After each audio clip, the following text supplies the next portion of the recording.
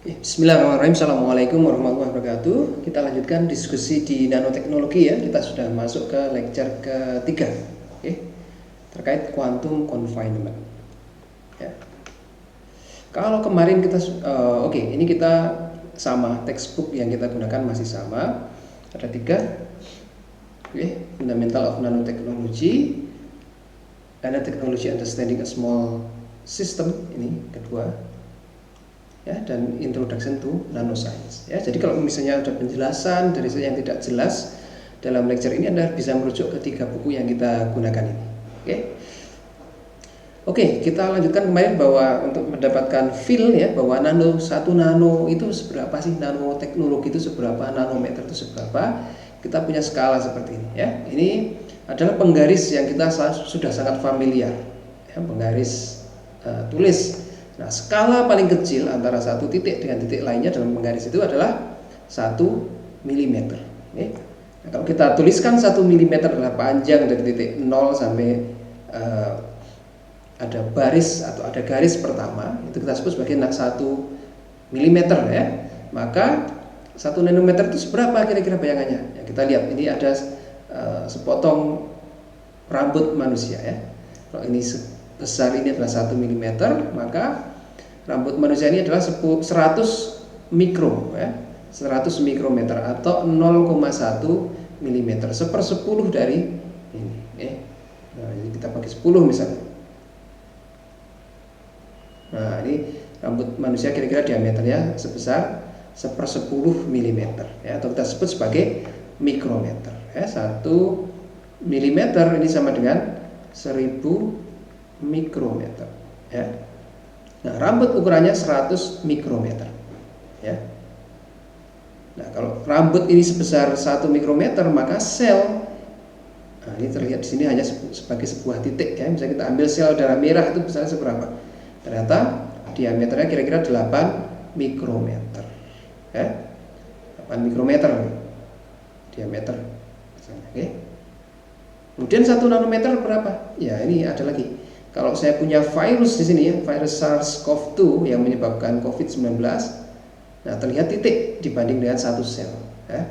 Kita zoom, nah ini kira-kira diameternya adalah 0,1 mikrometer ya, atau kita sebut sebagai 100 nanometer ya. Jadi 1 mikrometer itu sama dengan 1000 nanometer ya. Berarti 0,1 mikro sama dengan 100 nanometer ya. Ini kira-kira diameter dari virus adalah 100 nanometer. Oke. Nah, ini ada yang disebut sebagai antibody ya, imunoglobulin G. Antibody yang terbentuk karena infeksi maupun karena vaksin. Ukurannya seberapa ya? Kira-kira berapa nih? 1/10-nya dari ukuran virusnya ya. Kalau kita zoom out, kira-kira ini ukurannya 14 nanometer. Oke. Nah, itu kira-kira skala nanometer, kita berbicara tentang nanometer itu sebesar itu ya. Di pertemuan sebelumnya kita sudah membahas kenapa kok unik ya nanometer ini, kenapa benda-benda yang ukurannya nanometer ini menjadi sangat unik ya, karena ada salah satu faktor yang kita sebut sebagai surface to volume ratio ya. Kalau saya memiliki benda ukuran 3x3 misalnya ya, maka kita bisa hitung luas permukaannya berapa. Luas permukaannya ya 3x3 kalikan 6 ya, karena ada 3 sisi ya. Setiap sisi luasnya adalah 3x3, 9. Nah, ini ada sisi 1, 2, 3, baliknya sana 4, baliknya di bawah 5, baliknya ini 6. Oke. Jadi kita sebut sebagai 6 kali 9, 54 luas permukaannya. Sedangkan volumenya berapa? Ya, panjang kali lebar kali tinggi, 3x3 kali 3, 27 ya. Kalau kita rasiokan ruas area terhadap volume berapa ya, 54 dibagi 27 ketemunya 2. Oke. Akan tetapi ketika kita memperkecil ukuran sebuah benda ya, karena kita lihat bendanya ukurannya 2x2 ya, maka luas penampangnya adalah 2x2 4, kalikan 6 sisi, kita temukan 24. Sedangkan volumenya 2x2x2 8. Kalau kita rasiokan luas area terhadap volume, kita dapatkan nilainya 3 ya. Kita turunkan lagi, kalau luasnya hanya 1 berapa? 1, luas areanya ada 6, volumenya ada 1. Nah, ini rasionya menjadi 6. Oke. Artinya semakin kecil ukuran benda, rasio dari luas area terhadap volume itu menjadi semakin tinggi, semakin besar, ya. Nah, adapun sebagian besar proses fisis dan proses kimiawi ini melibatkan atom-atom di permukaan. Contohnya saya melarutkan gula, ini sekotak gula larut dalam air. Yang terjadi kan interaksi antara molekul gula dengan molekul air, ya. Tentu saja yang akan berinteraksi duluan adalah atom-atom yang di permukaan, bukan atom-atom yang ada di dalam. Oke. Maka semakin luas areanya, semakin banyak atom yang di permukaan, reaksinya akan semakin cepat misalnya. Oke. Misalnya yang lain lagi adalah kita mencairkan es, misalnya kita berikan panas, ini proses fisis. Kalau tadi proses kimiawi, ya. Dari es kita akan larutkan menjadi air misalnya, ya. Kita akan panaskan menjadi air. Nah, yang terkena panas duluan adalah atom-atom yang di permukaan. Sehingga kalau semakin banyak atom yang di permukaan, maka akan semakin banyak atom yang berinteraksi dengan panas, ya. Akan semakin cepat material tersebut meleleh misalnya, atau menguap dan sebagainya. Ini menunjukkan bahwa beberapa proses fisika dan proses kimia ini melibatkan interaksi atom-atom di permukaan. Nah, oleh karena itu, ketika kita turunkan ukurannya dari 3 menjadi 2 menjadi 1, ya, maka luas permukaan akan memperbesar, ya. Memperbesar luas permukaan dan akan mengurangi volume, sehingga rasio antara A dan V menjadi semakin besar, ya. Nah, kalau kita turunkan lagi hingga skala nanometer, maka perbandingan ukuran AV ini akan menjadi sangat besar, sehingga sifat-sifatnya ini sangat berbeda, ya. Sifat-sifatnya seolah-olah menjadi sifat-sifat baru, sifat-sifat atau fenomena baru yang sama sekali berbeda dengan sifat atau fenomena pada ukuran makroskopisnya, ya.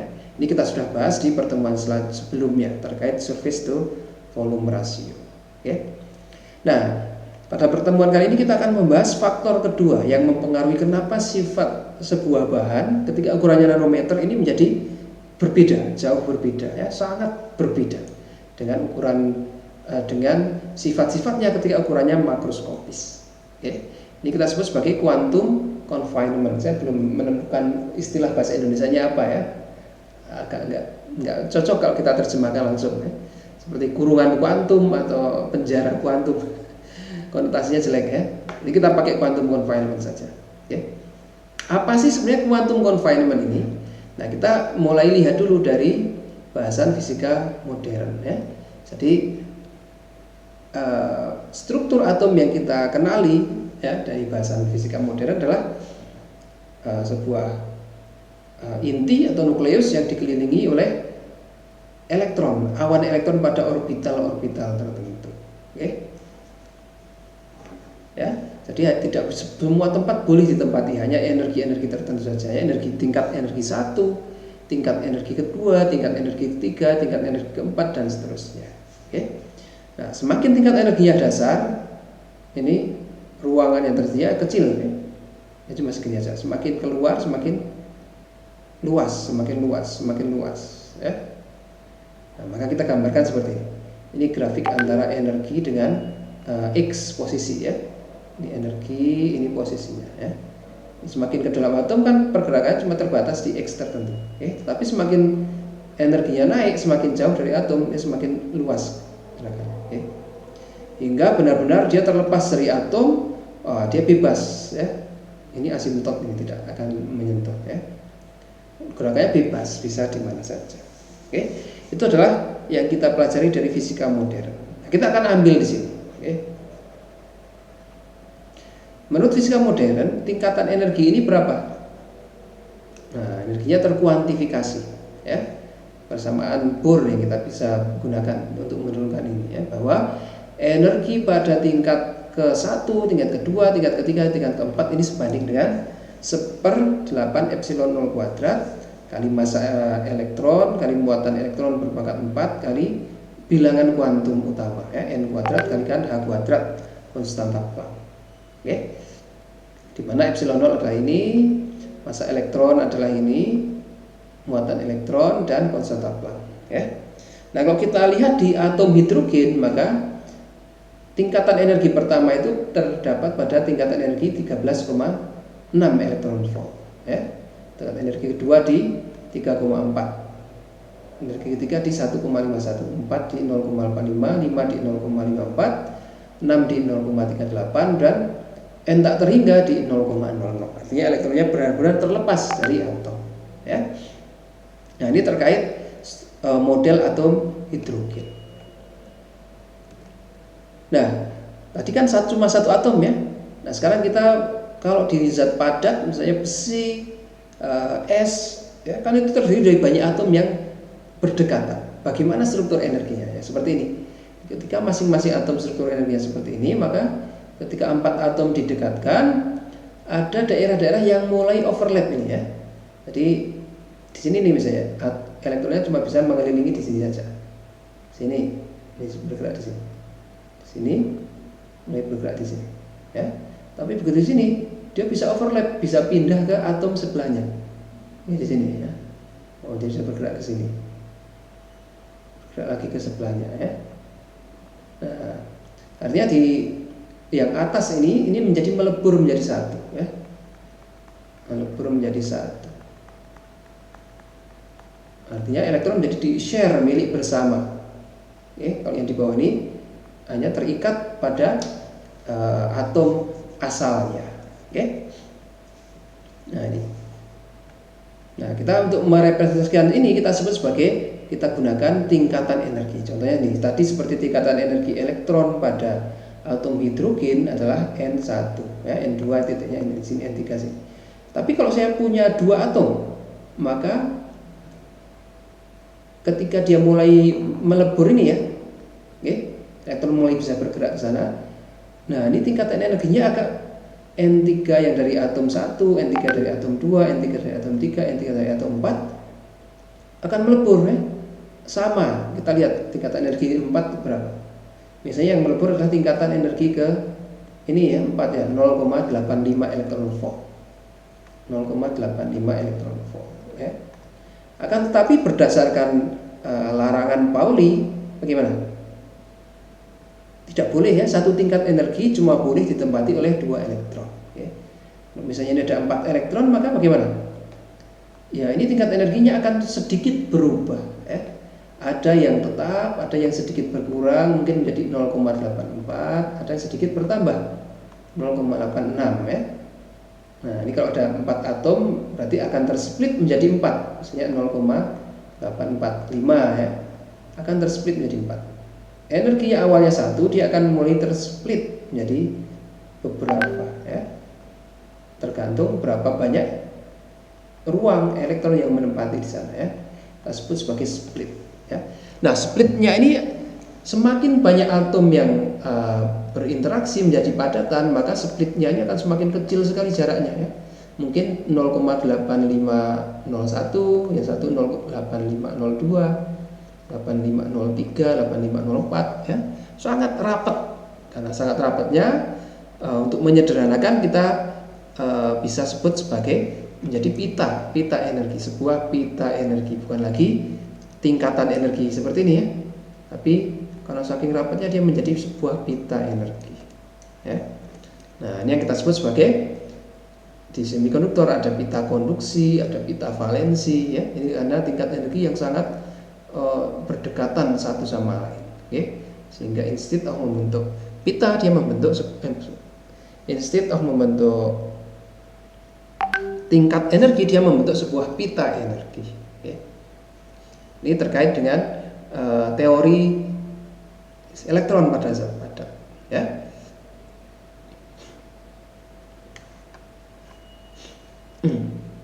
Oke, ini bisa dipahami, ya.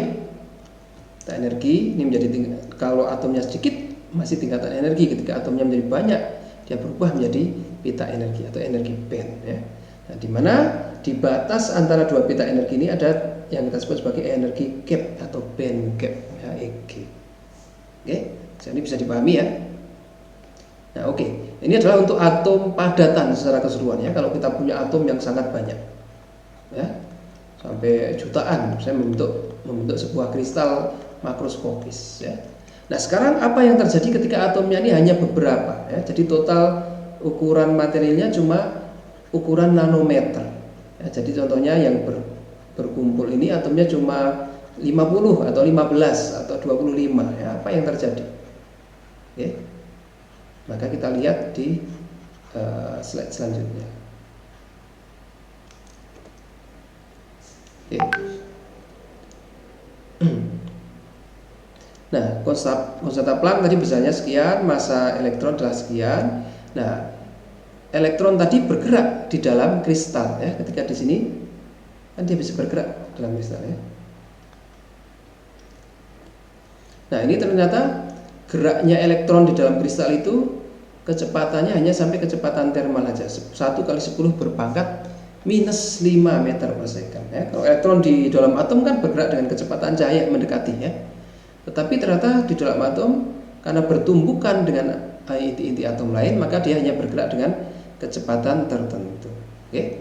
Nah, maka ini kita bisa menghitung ketika sebuah elektron bergerak dengan kecepatan tertentu, maka kita bisa hitung panjang gelombang de Broglie-nya ya. Panjang gelombang de Broglie dari elektron berapa? Ya, lambda sama dengan H dibagi P. H adalah konstanta Planck, M adalah massa elektron, V kecepatannya. Oke.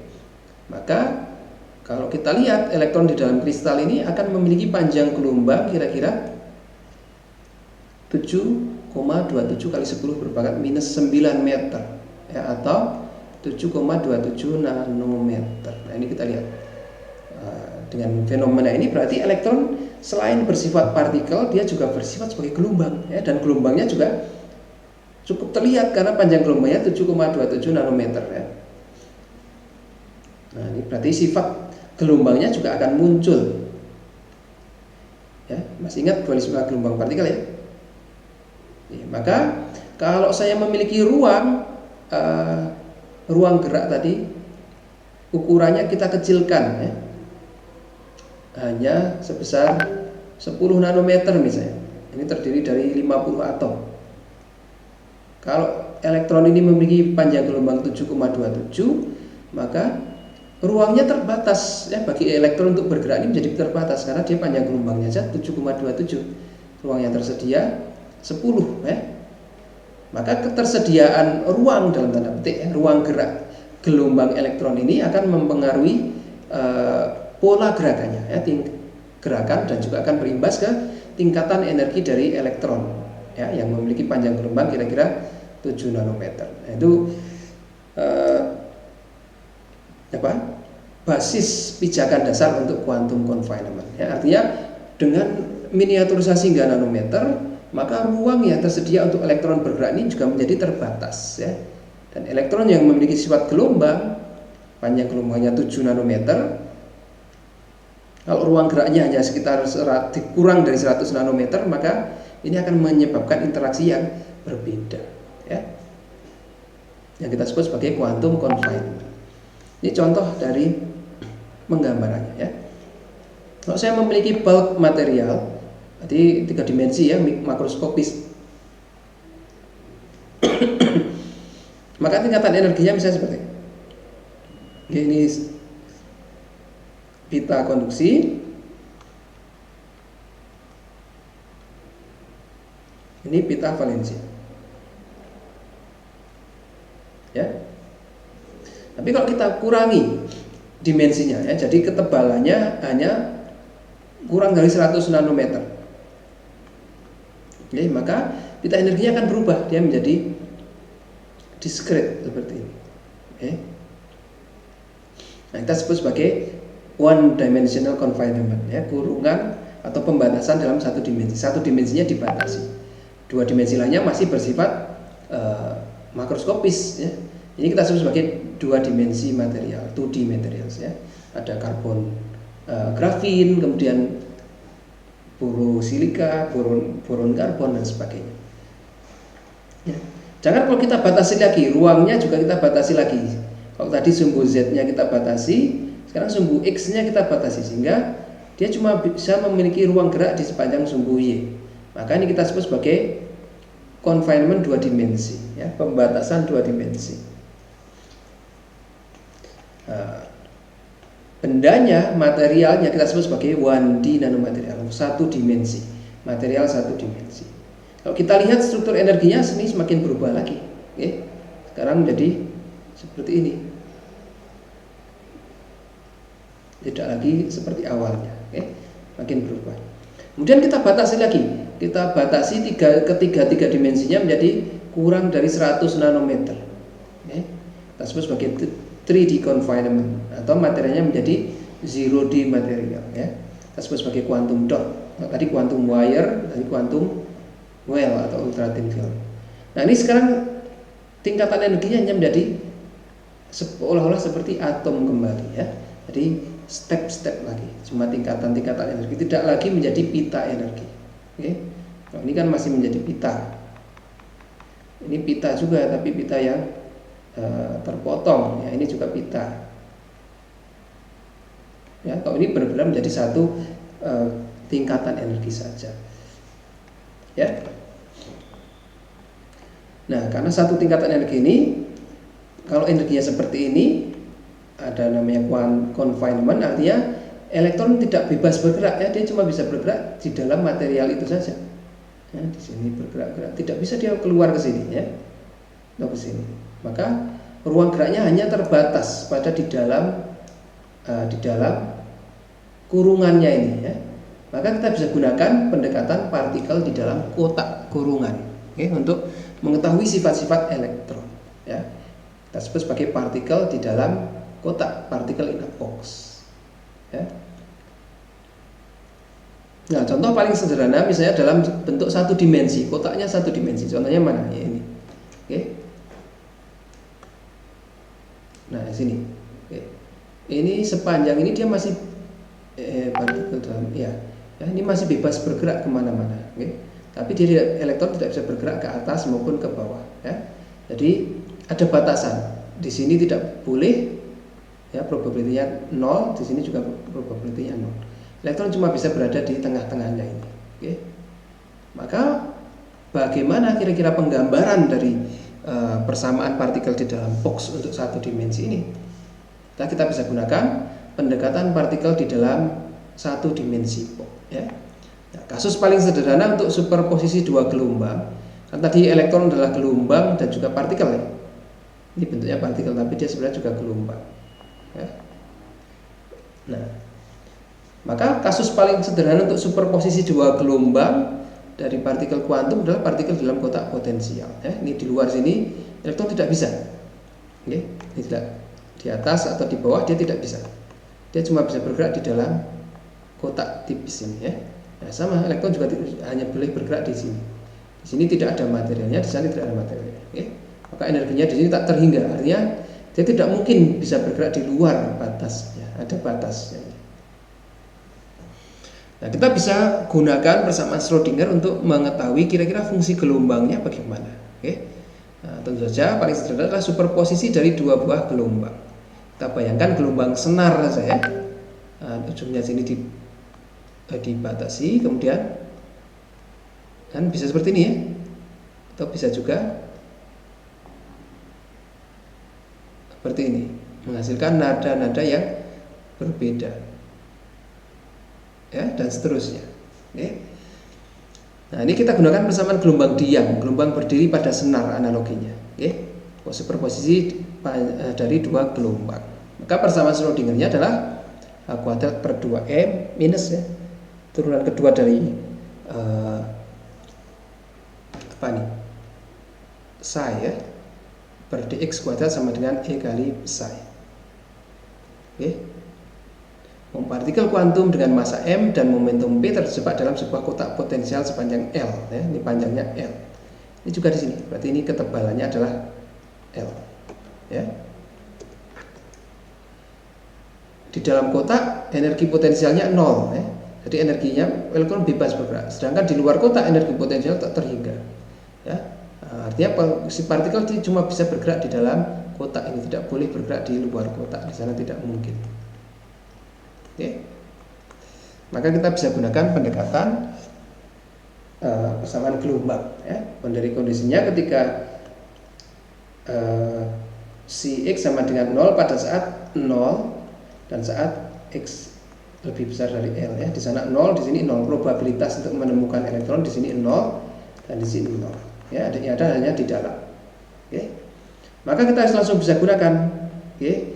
Misalnya persamaan gelombang yang kita pakai adalah si X sama dengan A kali E berpangkat IKX dikurangi A kalikan E berpangkat minus IKX ya.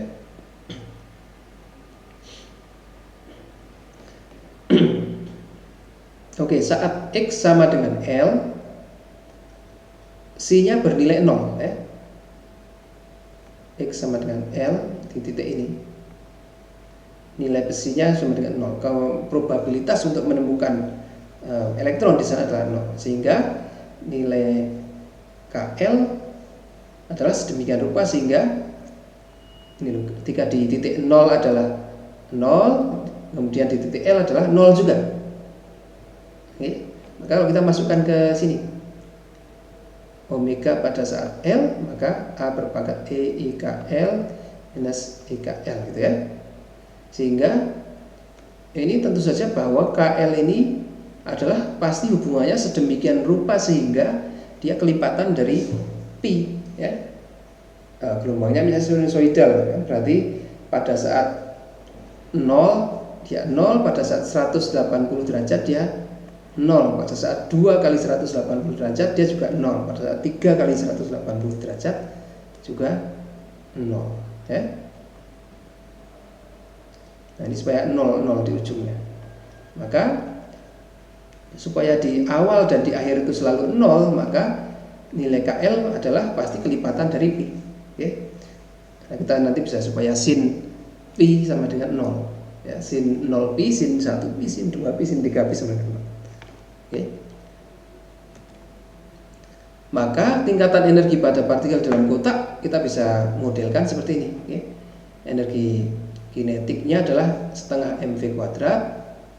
Kita bisa gunakan p kuadrat ya, m kuadrat v kuadrat dibagi 2m. Ini momentum ya. Momentum kuadrat dibagi 2m ya. Kemudian momentum pada gelombang adalah h kuadrat per 2pi kali k kuadrat ya. Maka kita bisa substitusikan di sini. Oke. K tadi adalah n kali pi ya, kelipatan K kali L sama dengan N kali Pi. Maka kalau K saja NP per L ya. Nah, di sini K-nya kita ubah menjadi NP per L ya. Jadi H strip kuadrat N kuadrat Pi kuadrat. Ini hanya harusnya tidak strip, ini menjadi H biasa ya. H strip ini kan sama dengan H per 2Pi. Oke. Maka kalau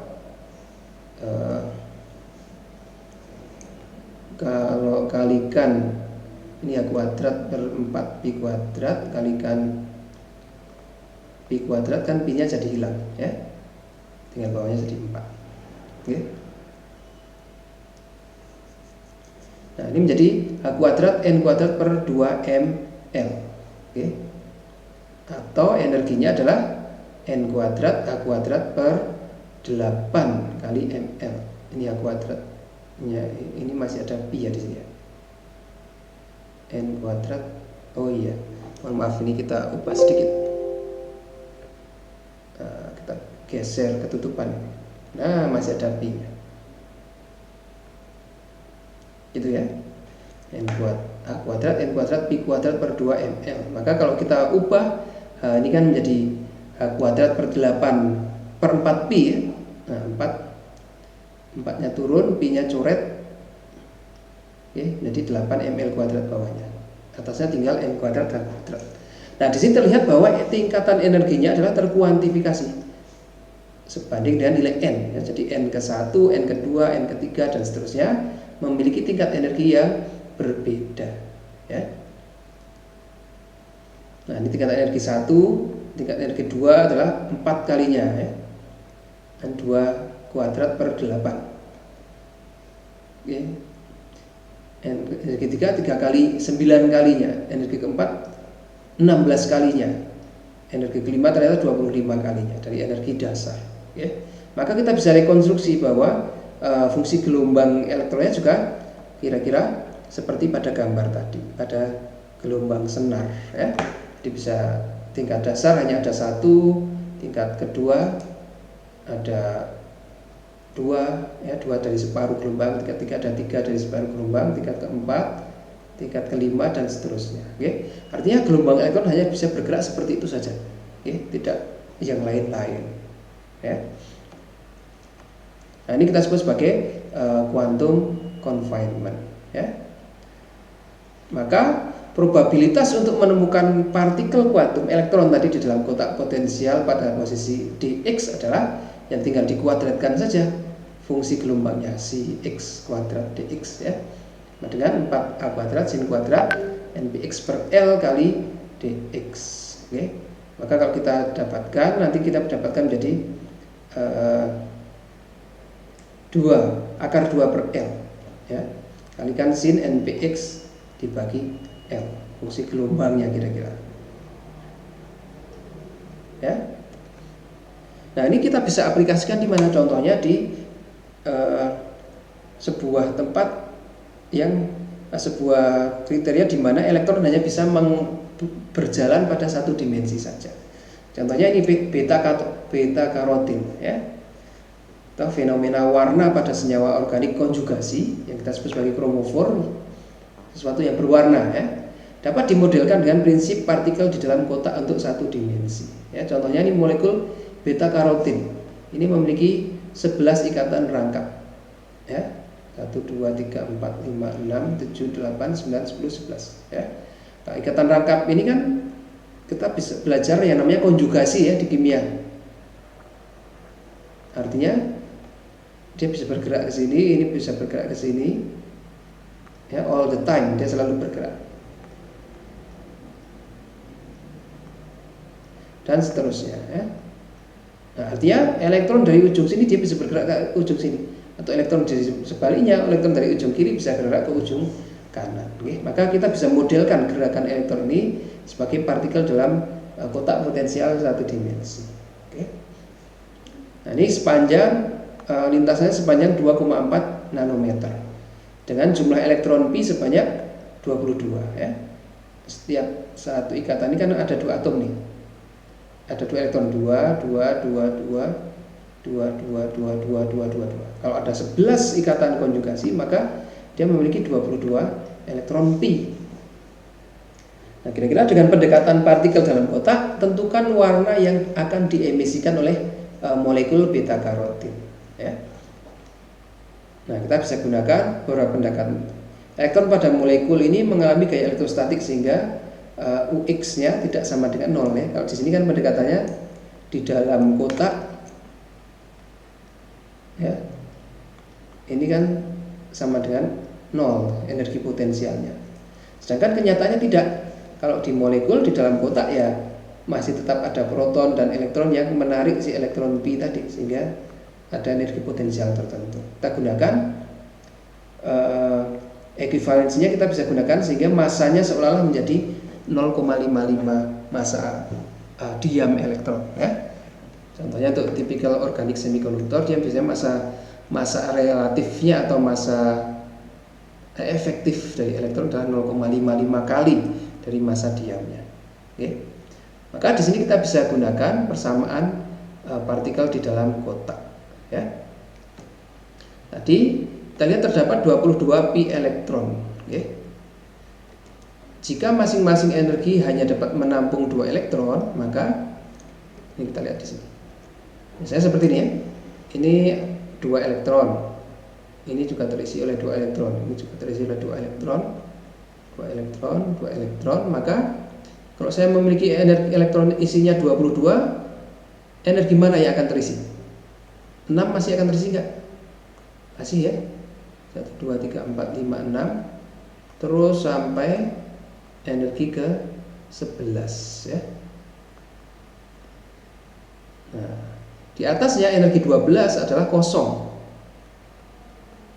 Ya, jadi transisi yang paling memungkinkan adalah ini kita bisa bayangkan ini sebuah sebagai VB dan ini CB ya.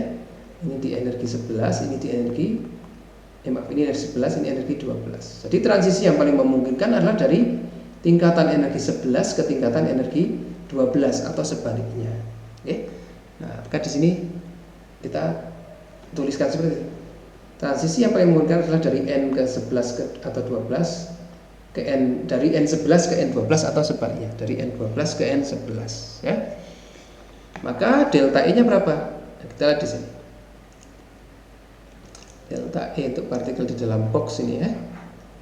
Nah, E11 berarti ini E-nya menjadi 11 kuadrat. Kalau E12 ini menjadi 12 kuadrat. Ya. E12 dikurangi E11 ya. Delta E, ya.